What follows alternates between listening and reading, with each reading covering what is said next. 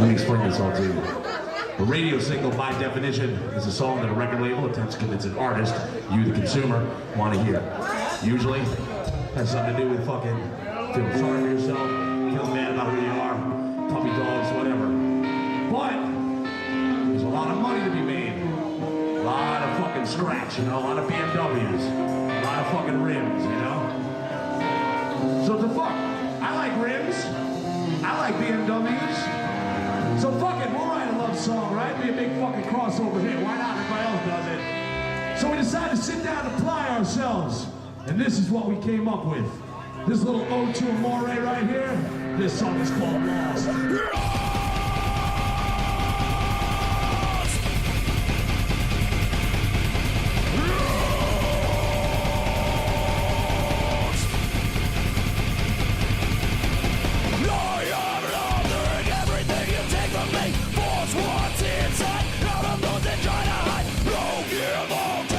Well, the band's been around since 94, 95, and we released 2 records independently, 2 psychodrama, EPs, real. And then our first record came out in 2001 with Roadrunner, and this record was from 2004, so, it's a couple years.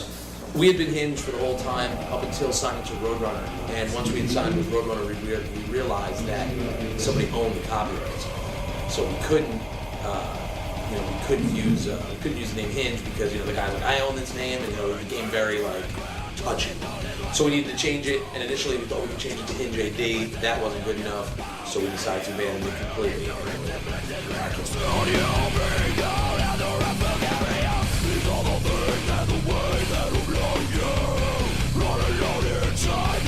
Aside from the whole music scene kind of changing, we have 2 new guys in the band. We're on a new label, new management, new agent, it's kind of like a rebirth. But it's very cool, because everything kind of happens for a reason. And for us to be able to make this record and be able to put it out, coming off of where we were after the first record was done, it's just nice to be able to see that, you get a second chance to do that. Knowing the way big businesses work, there's a lot of red tape and a lot of, difficulty in kind of getting across, the artist's point of view. And that's just the nature of, a major label. Whereas as an indie label, there's no red tape and you get right through and you can, pontificate and think of great ideas and come up with a million different things that, that you think are good for your band and actually, implement them. So, who knows? Nobody knows, I suppose, what the future holds, but as long as we have a hand in our careers, then we're real happy.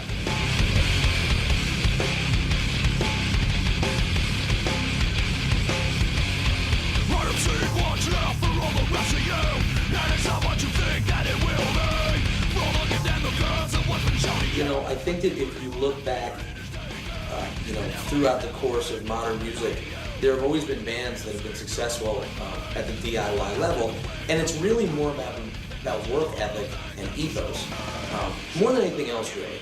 I mean, that's the thing that people always seem to lose sight of in the music business, especially artists, is that it's their careers. Record labels just sell records.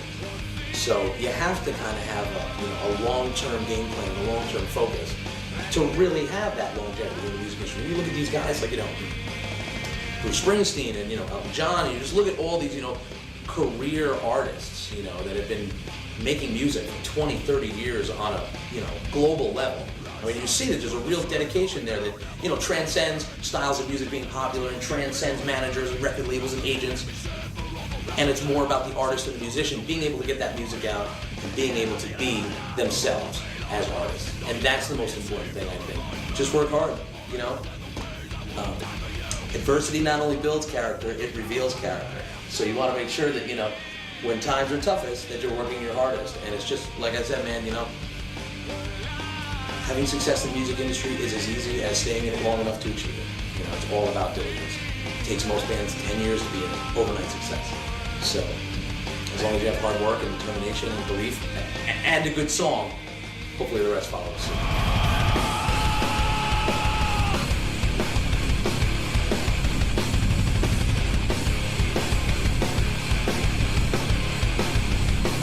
I'm of the opinion that it's not worth nothing when the chance comes for you.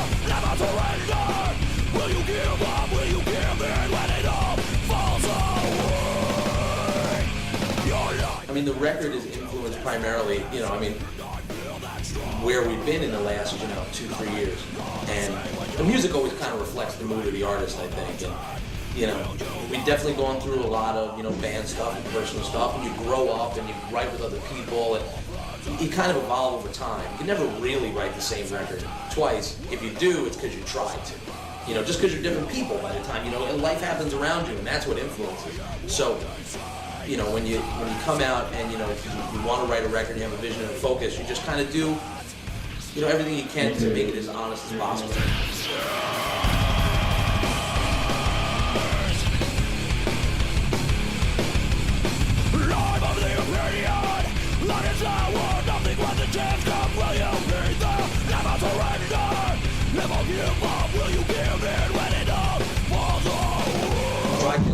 DKL'S.com, psychodramarecords.com. Thank you very much to everyone for, you know, sticking with the band. It's been a long time, and a lot of things have changed. So, you know, there's people out there who still remember the band and are still interested in what we're doing. It really is humbling, and that is why we do it. So,